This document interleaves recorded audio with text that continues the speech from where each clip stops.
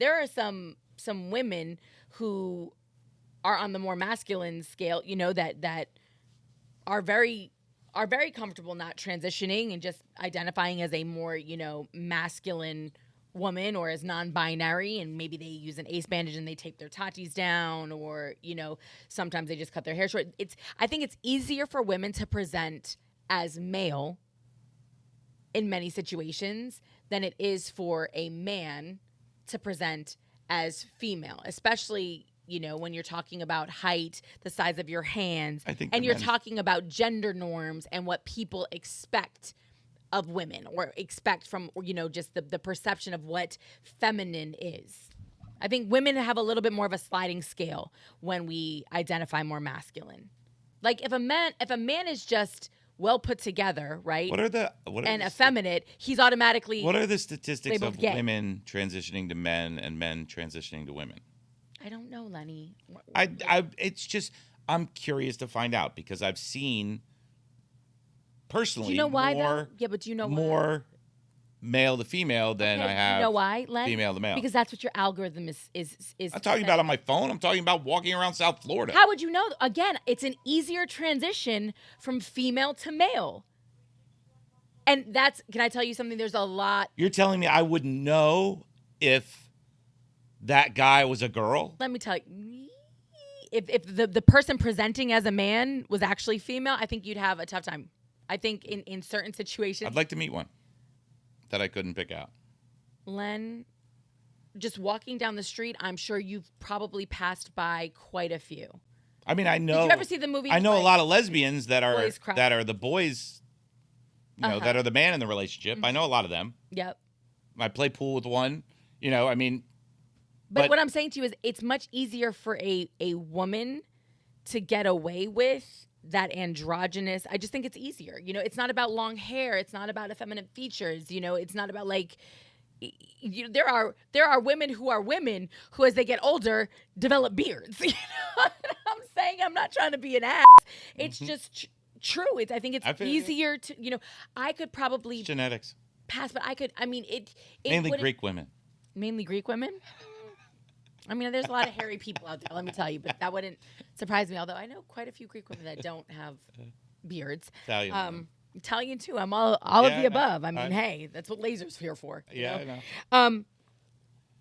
But I also think that because male to female is just less accepted and is more quote unquote shocking to the culture, I don't think people have as big an issue with women who want to be men. This country, society takes a much bigger issue with men who want to be female, period. That has been for years. We've always had masculine women. I don't necessarily feel like people care what you want to do with your body. I don't care if you want to be. I don't care if you want to be a female.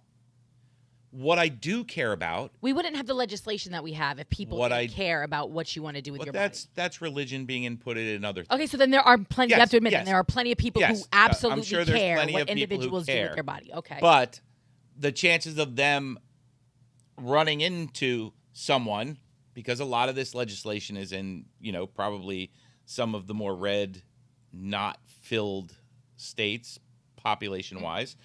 But... the point is now it's becoming, hey, look, best swimmer in the country. Oh no, that was a dude. Now it's a woman. Mm-hmm. I gotta share. Get beat by women. I gotta share the bathrooms with whoever. It doesn't matter. Mm-hmm. Listen, just eliminate men's and women's bathrooms, and we all just share the same bathrooms. Mm-hmm. If that's what it's gonna be, why have two different bathroom? I mean, some places don't. You do believe that biologically men are men and women are women, correct? Biologically. Yeah. Okay. So at what point does it change? At what point do all of these things, we have men's and women's bathrooms? No. So biologically, and we have family bathrooms. Okay, that's cool. Biologically, if you're talking about the parts that we're born with, chromosomes, whatever. We sat here and had somebody explain this to us, though, that literally they have started to do neurological tests, and you can see brains that fire in a more masculine or feminine way. And in transgender individuals, they are seeing a correlation between the way that their brains fire and operate, and it truly backing up how they feel. Like, okay, so you're born biologically male, but when we test your neurological functions, you operate on a more feminine female scale. If you want to use that as a study, you need to get into a million other brains. You know, did Einstein's brain function the same as mine? Probably not. Did Tesla's brain function the same as mine? Probably not. But if you're talking about masculine and feminine, no. You don't. But how can you go to masculine? That's what these people do. You and I are not the scientists that are doing it, but they are creating the technology that can, in fact, do that. So yes, Einstein, when it comes to certain masculine things, unless he felt inside like he wanted to transition and never told us, and let's be honest, who the knows? Geniuses are out there.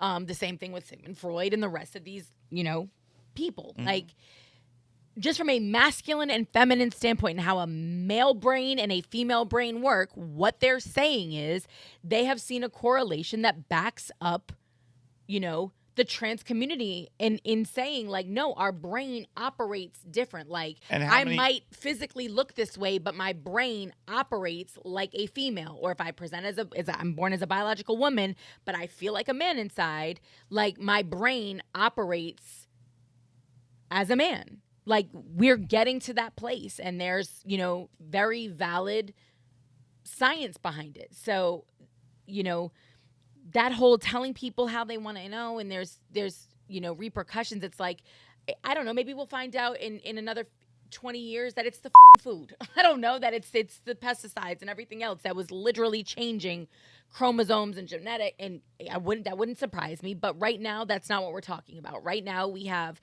a very real situation in this country that is dividing people, in a monumental way. And obviously, there's a lot of people that don't like change and don't want to see things getting reworked. And now we're seeing more of these governing bodies, especially in the sports world, putting down legislation like FINA, right? Where if you didn't transition by a certain point, then sorry, you can't compete. There's a lot of different organizations that are contemplating whether or not to implement trans-specific categories. And then people are like, well, that's not inclusive. Okay, but we have the Paralympics. We have different outlets for people with, different is disabilities even a word that you can use anymore? No, I'd say skill sets. Well, that sounds ableist, right? I don't even know. And like, that's the other thing. Like, you know me, Len, I'm here for everybody. And I try to be a great defender, but I find myself between a rock and a hard place. Because you can't be here for everybody. You cannot make everybody happy. No. I mean, but you can't. You can't support everybody. You took one person and you made a bunch of girls miserable. One person and you made a bunch of girls miserable. That should be enough of a case study to say, hey, maybe we need to take the one person and try and make them as happy as we can without disrupting the rest of the world. That's all I'm saying. That's exactly that scenario at Penn State. Mm-hmm. It's not Penn State. It's UPenn. UPenn, whatever. That's not a whatever. Big difference. Whatever. Sorry, Penn State. Like I said, as an ally, it makes it very difficult because I was also a competitor, and I'm also here for my women, and that's become the space that we have been backed into. Is if you want to support trans rights, do you have to bite your tongue about the things that you feel are unfair? But trans rights, I mean, what rights are they looking for? Are they looking for the right to use a ladies' room if they haven't had their surgery, their full transition? Are they looking for that right? What is that? But again, like, I don't take issue with that. I have no problem with that. You wanting to change in a locker room with a bunch of your teammates that are voicing concern, that to me is just a testament to the individual, because I would want to do whatever I could do to make you feel more comfortable.